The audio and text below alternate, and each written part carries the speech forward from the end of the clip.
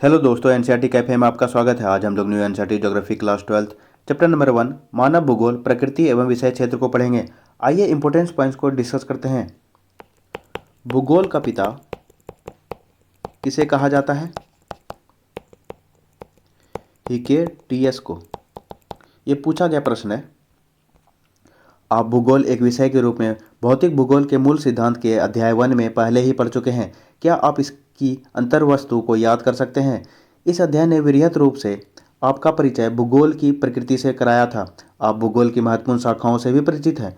यदि आप अध्याय को पुनः पढ़ें तो आपको मानव भूगोल का मुख्य विषय भूगोल से संबंध भी ज्ञात हो जाएगा। जैसा कि आप जानते हैं कि एक अध्ययन क्षेत्र के रूप में भूगोल समाकलात्मक, आनुभविक एवं व्यवहारिक है।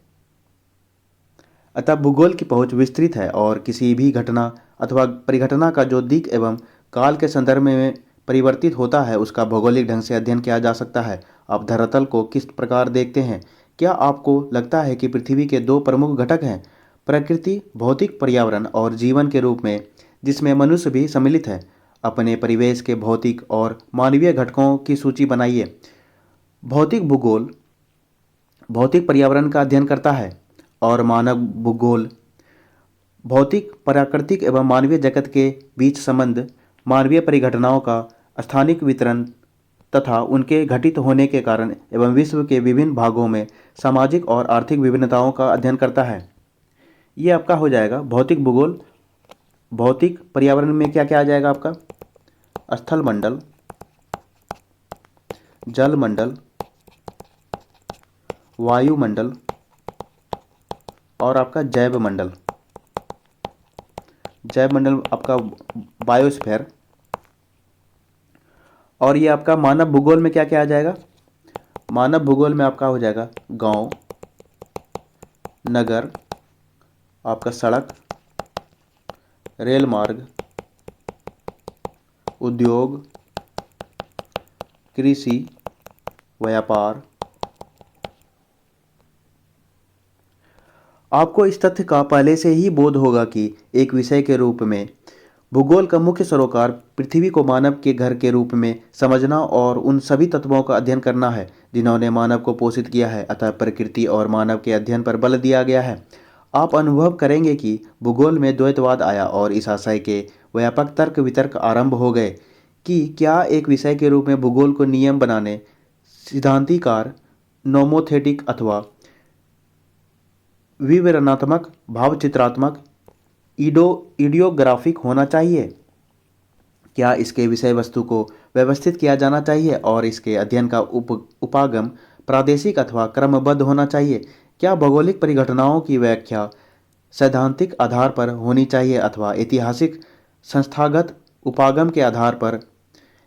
ये बौद्धिक अभ्यास के मुद्दे रहे हैं और अंततः आप मूल्यांकन करेंगे कि प्रकृति और मानव के बीच वैध द्वैधता नहीं है, क्योंकि प्रकृति और मानव अविभाज्य तत्व हैं और इन्हें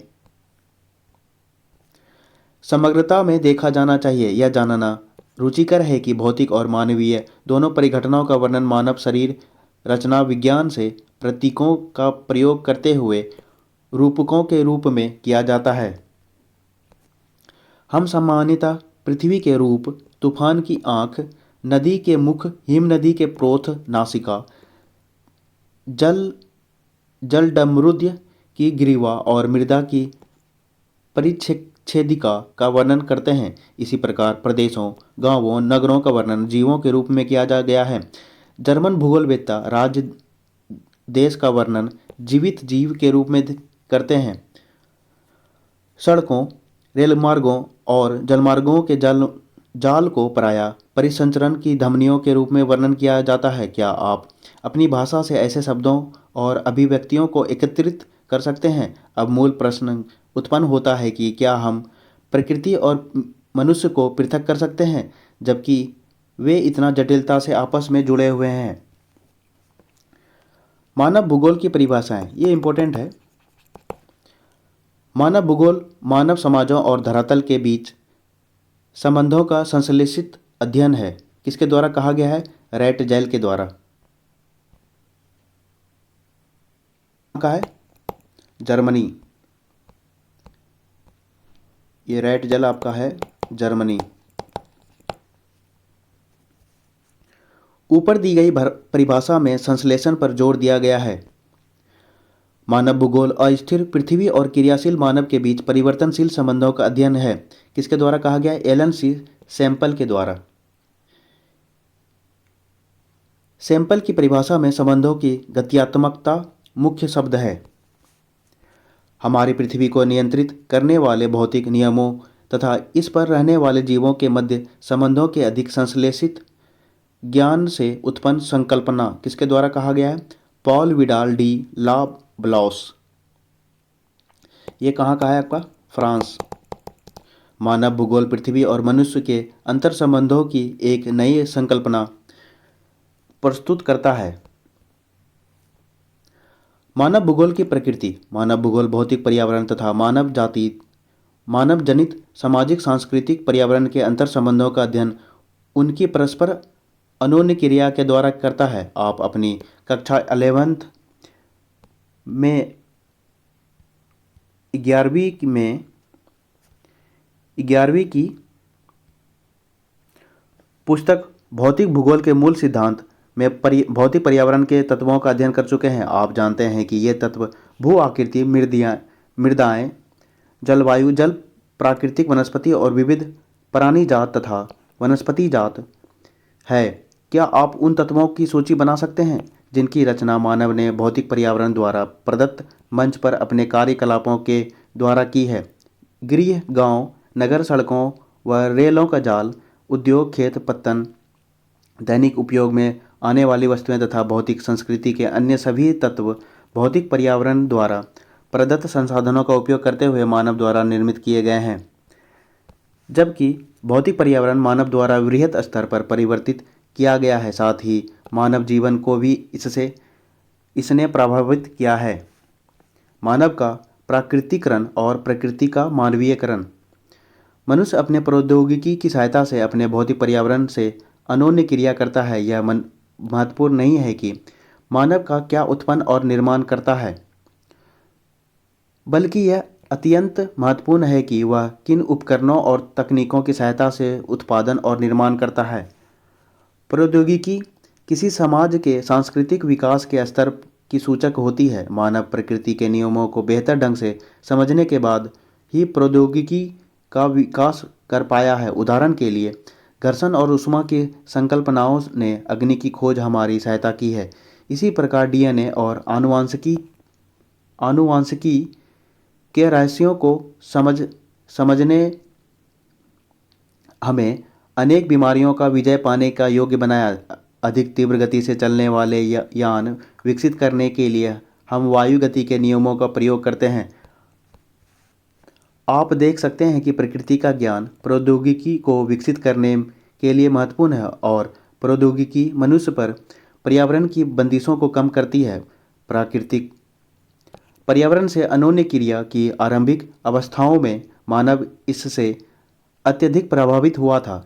उन्होंने प्रकृति के आदेशों के अनुसार अपने आप को ढाल लिया। इसी कारण यह है कि प्रौद्योगिकी का स्तर अत्यंत निम्न था और मानव के सामाजिक विकास की अवस्था भी आदिम थी। आदिम मानव समाज और प्रकृति की प्रबल शक्तियों के बीच इस प्रकार की अन्योन्य क्रिया को पर्यावरणीय निश्चयवाद कहा गया है। प्रौद्योगिक विकास की उस अवस्था में हम प्राकृतिक मानव की कल्पना कर सकते हैं जो प्रकृति को सुनता था, उसकी प्रचंडता से भयभीत होता था और उसकी पूजा करता था। मानव का प्राकृतिकरण। बेंदा मध्य भारत के अंबुजबाड़ क्षेत्र के जंगलों में रहता है। उसके गांव में 3 झोपड़ियां हैं और जो जंगल के बीच है। यहाँ तक कि पक्षी और आवारा कुत्ते जिनकी भीड़ प्रायः गांवों में मिलती है भी यहाँ दिखाई नहीं देते। छोटी लंगोटी पहने और हाथ में कुल्हाड़ी लिए वह पेंडा वन का सर्वेक्षण करता है, जहाँ उसका कबीला कृषि का आदिम रूप स्थानांतरीय कृषि करता है। बेंदा और उसके मित्र वन के छोटे टुकड़ों को जुताई के लिए जलाकर साफ करते हैं। राख का उपयोग मृदा की उर्वर बनाने के लिए किया जाता है। अपने चारों ओर खिले हुए महुआ वृक्षों को देखकर बेंदा प्रसन्न है। जैसे ही वह महुआ, पलाश और साल के वृक्षों को देखता है, जिन्होंने बचपन से ही उसे आश्चर्य दिया है। वह सोचता है कि इस सुंदर ब्रह्मांड का अंग बनकर वह कितना सौभाग्यशाली है। विसर्पी गति से पेंडा को पार करके बेंदा नदी तक पहुंचता है। जैसे ही वह चुल्लू भर पानी लेने के लिए झुकता है, उसे वन की आत्मा लोई लुगी की प्यास बुझाने की स्वीकृति देने के लिए धन्यवाद करना करना याद आता है। अपने मित्रों के साथ आगे बढ़ते हुए बेंदा गूदेदार पत्तों और कंदमूल को चबाता है। लड़के वन से गज्जहरा और कुचला का संग्रहण करने का प्रयास कर रहे हैं। ये विशिष्ट पादप हैं जिनका उपयोग बेंदा और उसके लोग करते हैं। वह आशा करता है कि वन की आत्माएं दया करेंगी और उसे उन जड़ी बूटियों तक ले जाएंगी। ये आगामी पूर्णिमा को मधाई अथवा जनजातीय मेले में वस्तु विनिमय के लिए आवश्यक है।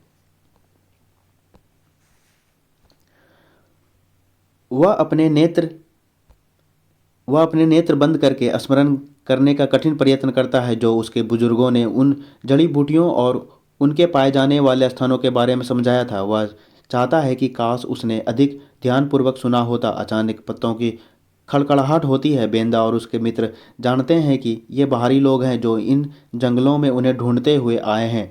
एक ही प्रवाही गति से बेंदा और उसके मित्र सघन वृक्षों के वितान के पीछे अदृश्य हो जाते हैं और वन की आत्मा के साथ एकाकार हो जाते हैं।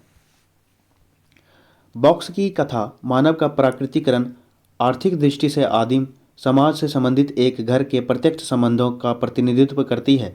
ऐसे अन्य आदिम समाजों के संबंध में पढ़े जो प्राकृतिक पर्यावरण के साथ पूर्णतः सामंजस्य बनाए हुए हैं। आप अनुभव करेंगे कि ऐसे सभी प्रकरणों में प्रकृति एक शक्तिशाली बल, पूज्य, सत्कार योग्य तथा संरक्षित है।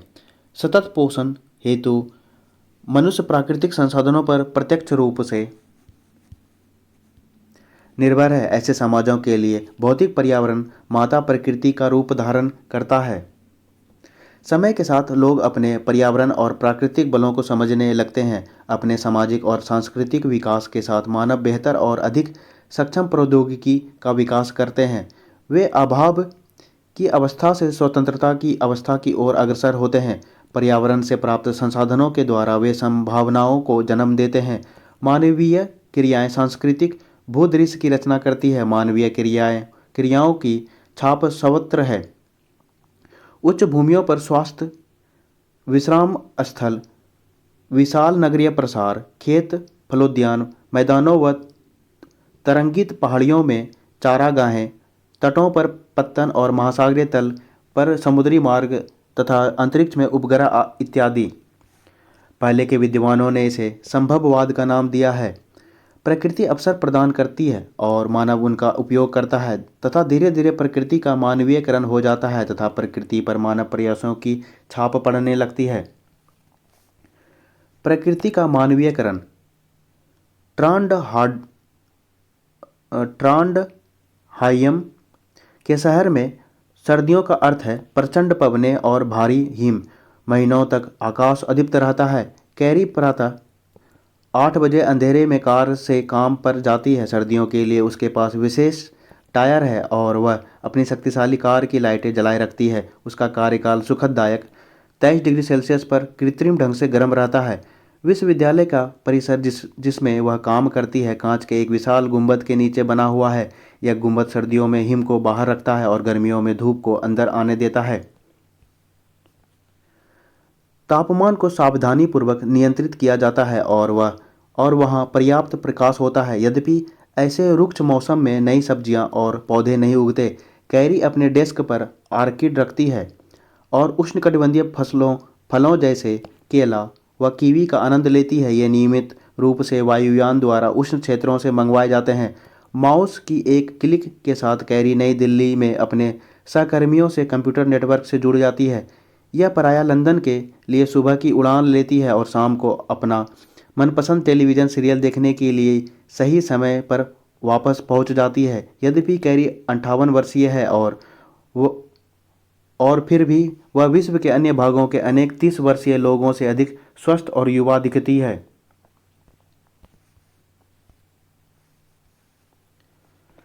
क्या आप कल्पना कर सकते हैं कि ऐसी जीवन शैली कैसे संभव हुई है? यह प्रौद्योगिकी के है जिसके कारण ट्रांडहाइम के लोग व उन जैसे अन्य लोग प्रकृति द्वारा आरोपित अवरोधों पर विजय पाने के लिए सक्षम है। क्या आप ऐसे अन्य कुछ दृष्टांतों को जानते हैं?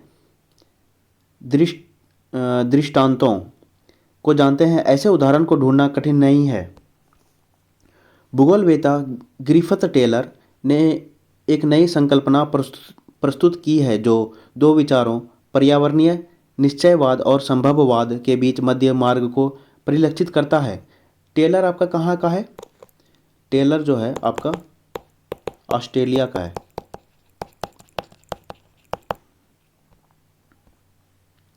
उन्होंने इसे नवनिश्चयवाद अथवा रुको और जाओ निश्चयवाद का नाम दिया है।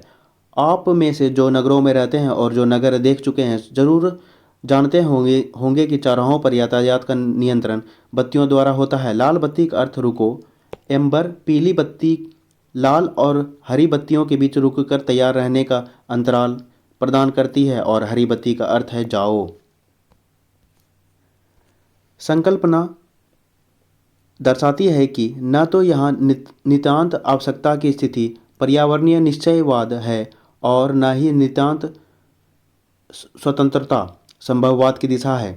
इसका अर्थ यह है कि प्राकृतिक नियमों का अनुपालन करके हम प्रकृति पर विजय प्राप्त कर सकते हैं। उन्हें लाल संकेतों पर प्रत्युत्तर देना होगा और जब प्रकृति रूपांतरण की स्वीकृति दे तो वे अपने विकास के प्रयत्नों में आगे बढ़ सकते हैं। इसका तात्पर्य यह है कि उन सीमाओं में जो पर्यावरण की हानि न करती हो संभावनाओं को उत्पन्न किया जा सकता है तथा अंधाधुंध रफ्तार दुर्घटनाओं से मुक्त नहीं होती। यह विकसित अर्थव्यवस्था के द्वारा चली गई मुक्त चाल के परिणाम स्वरूप हरित गृह प्रभाव, ओजोन परत, अवक्षय भूमंडलीय तापन, पीछे हटती हिमनदियाँ, निम्नीकृत भूमियाँ हैं।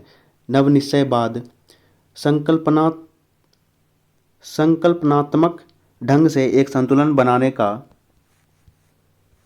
प्रयास करता है जो संभावनाओं के बीच अपरिहार्य चयन द्वैतवाद को निष्फल करता है। मानव भूगोल की कल्याणपरक अथवा मानववादी विचारधारा का संबंध मुख्यतः लोगों के सामाजिक कल्याण के विभिन्न पक्षों से था। इनमें आवासन, स्वास्थ्य और शिक्षा जैसे पक्ष सम्मिलित थे। भूगोलवेत्ताओं ने पहले ही स्नातकोत्तर पाठ्यचर्या में सामाजिक कल्याण के रूप में भूगोल का एक कोर्स आरंभ कर दिया है। आमूलवादी रेडिकल विचारधारा ने निर्धनता के कारण बंधन और सामाजिक असमानता की व्याख्या के लिए कार्ल मार्क्स के सिद्धांत का उपयोग किया है। समकालीन सामाजिक समस्याओं का संबंध पूंजीवाद के विकास से था। व्यवहारवादी विचारधारा ने प्रत्यक्ष अनुभव के साथ साथ मानव जातीयता, प्रजाति, धर्म इत्यादि पर आधारित सामाजिक संवर्गों के दिक्पाल बोध पर ज़्यादा जोर दिया है। मानव भूगोल के क्षेत्र और उपक्षेत्र। मानव भूगोल, जैसा कि आपने देखा, मानव जीवन के सभी तत्वों तथा अंतराल जिसके अंतर्गत वे घटित होते हैं के मध्य संबंध की व्याख्या करने का प्रयत्न करती है। इस प्रकार मानव भूगोल की प्रकृति अत्यधिक अंतर्विषयक है।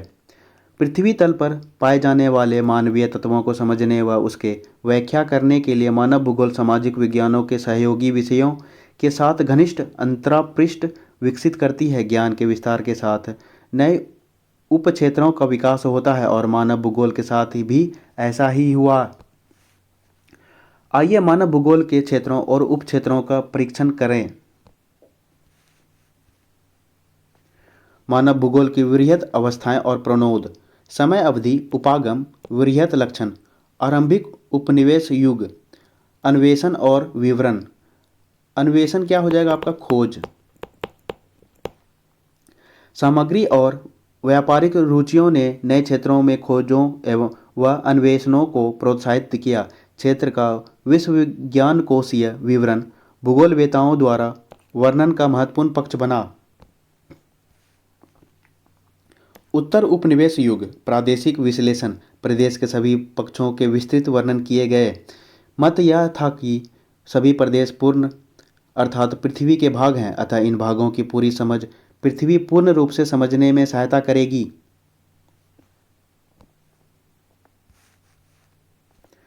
अंतर्युद्ध अवधि के बीच 1930 का दशक। क्षेत्रीय विभेदन एक प्रदेश अन्य प्रदेशों से किस प्रकार और क्यों भिन्न है यह समझने के लिए तथा किसी प्रदेश की विलक्षणता की पहचान करने पर बल दिया जाता था।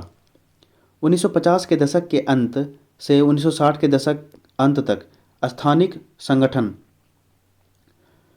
कंप्यूटर और परिष्कृत सांख्यिकी विधियों के प्रयोग के लिए विशिष्ट मानचित्र और मानवीय परिघटनाओं के विशेष विश्लेषण में प्रायः भौतिकी के नियमों का अनुप्रयोग किया जाता था। इस प्रावस्था को विभिन्न मानवीय क्रियाओं के मानचित्र योग्य प्रतिरूपों की पहचान करना इसका मुख्य उद्देश्य था।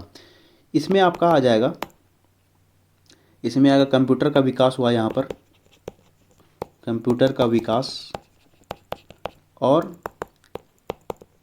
स्टैटिस्टिक्स का उपयोग होना स्टार्ट हो गया आपका 1950 और 1960 के दशक में। 1970 का दशक मानवतावादी, आमूलवादी और व्यवहारवादी विचारधाराओं का उदय। मात्रात्मक क्रांति से उत्पन्न असंतुष्टि और अमानवीय रूप से भूगोल के अध्ययन के चलते मानव भूगोल में 1970 के दशक में 3 नए विचारधाराओं का जन्म हुआ। इन विचारधाराओं के अभ्युदय से मानव भूगोल सामाजिक राजनीतिक यथार्थ के प्रति अधिक प्रासंगिक बना। इन विचारधाराओं की थोड़ी और जानकारी के लिए नीचे दिए गए बॉक्स का अवलोकन करें।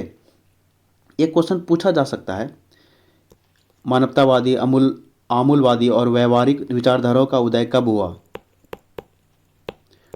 तो 1970 के दशक में। 1990 का दशक भूगोल में उत्तर आधुनिकवाद, वृहत सामान्यीकरण तथा मानवीय दशाओं की व्याख्या करने वाले वैश्विक सिद्धांतों की प्रयोज्यता पर प्रश्न उठने लगे। अपने आप में प्रत्येक स्थानीय संदर्भ की समझ के महत्व पर जोर दिया गया। 1990 में आपका स्थानीयता को जोर दिया गया।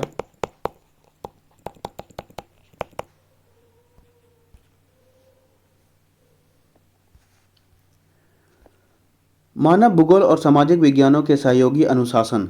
मानव भूगोल का क्षेत्र, उपक्षेत्र, सामाजिक विज्ञानों के सहयोगी अनुशासकों के अंतरापृष्ठ। सामाजिक भूगोल, इसमें क्या क्या क्षेत्र है उपक्षेत्र में? व्यवहारवादी भूगोल, इसमें आ गया मनोविज्ञान और सामाजिक विज्ञान, समाजशास्त्र, सामाजिक कल्याण का भूगोल, कल्याण अर्थशास्त्र, अवकाश का भूगोल, समाजशास्त्र, सांस्कृतिक भूगोल, मानव विज्ञान, लिंग भूगोल, समाजशास्त्र, मानव विज्ञान, महिला अध्ययन, ऐतिहासिक भूगोल, इतिहास, चिकित्सा भूगोल, महामारी विज्ञान। आपका एग्जाम्पल के लिए लीजिए कोविड। ये आपका 7 क्षेत्रों में बटा हुआ है, ये आपका 7 क्षेत्रों में बटा हुआ है।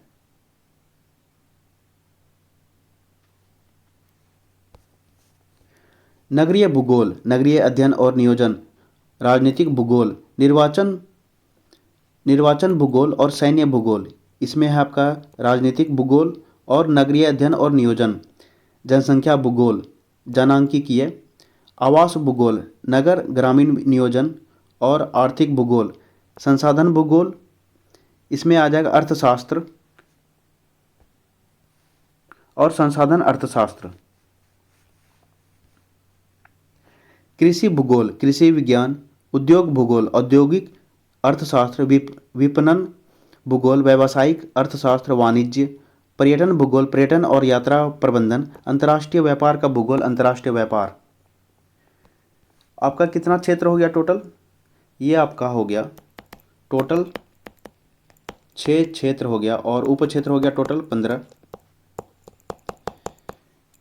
ये टॉपिक सिर्फ थ्योरी पार्ट है जो आपका इम्पोर्टेंट है बॉक्स में, वो थोड़ा दिमाग में रखने के लिए, और ये ज़्यादा इम्पोर्टेंट नहीं है। आइए अभ्यास प्रश्न को देखते हैं। निम्नलिखित कथनों में से कौन सा एक भूगोल का वर्णन नहीं है?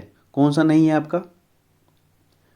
प्रौद्योगिकी के विकास के फलस्वरूप आधुनिक समय में प्रासंगिक नहीं है। ये तो गलत है ना, है। निम्नलिखित में से कौन सा एक भौगोलिक सूचना का स्रोत नहीं है? कौन सा नहीं है आपका? प्राचीन महाकाव्य। निम्नलिखित में से कौन सा एक लोगों और पर्यावरण के बीच अनोन्य क्रिया सर्वाधिक महत्वपूर्ण कारक है? कौन सा है आपका? प्रौद्योगिकी। निम्नलिखित में से कौन सा एक मानव भूगोल का उपगमन नहीं है? कौन सा नहीं है? मात्रात्मक क्रांति। तो दोस्तों, ये टॉपिक कैसा लगा आपको? कुछ सजेशन देना हो तो मेरे कमेंट बॉक्स में दे सकते हैं। कृपया मेरे चैनल को थोड़ा सपोर्ट कीजिए, अपने दोस्तों के साथ शेयर कीजिए ताकि वो भी एनसीईआरटी फैक्ट्स को जान सके। धन्यवाद मित्रों, आपका दिन शुभ हो। जय श्री राम, हर हर महादेव।